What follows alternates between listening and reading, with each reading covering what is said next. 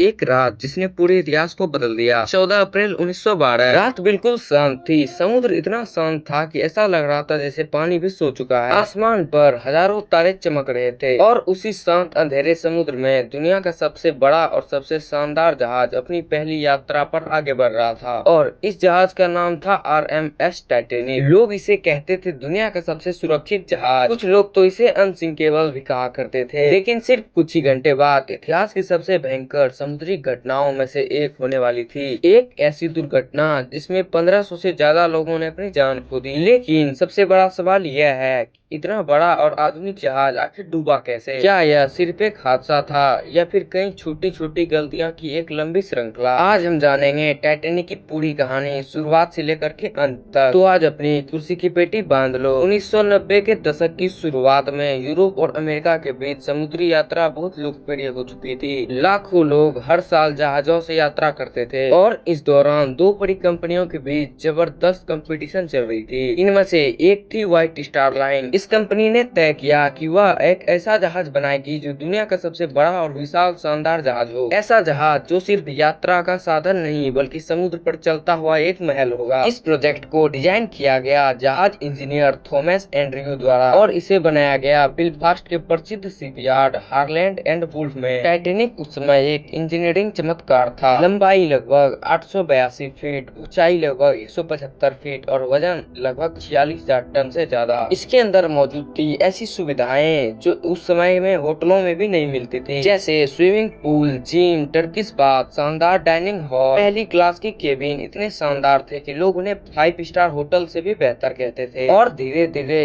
एक बात लोगों के बीच फैलने लगी, टाइटैनिक कभी नहीं डूब सकता। 10 अप्रैल 1921 सुबह का समय था। इंग्लैंड के बंदरगाह साउथहैम्पटन पर हजारों लोग जमा थे। सबकी नजरें उस विशाल जहाज पर थी जो अपनी पहली यात्रा शुरू करने वाला था। यह यात्रा यूरोप से अमेरिका तक होने वाली थी। टाइटैनिक का पहला स्टॉप था चेरबर्ग, इसके बाद जहाज गया क्वीनस्टोन और अंत में इसे पहुंचना था न्यूयॉर्क सिटी। जहाज में लगभग 2200 लोग मौजूद थे। इसमें शामिल थे दुनिया के सबसे अमीर लोग, मध्य वर्ग की यात्री और सैकड़ों गरीब प्रवासी जो अमेरिका में नई जिंदगी शुरुआत करने का सपना लेकर जा रहे थे। जहाज के कप्तान थे एडवर्ड स्मिथ। यह उनकी आखिरी यात्रा भी थी क्योंकि उसके बाद वह रिटायर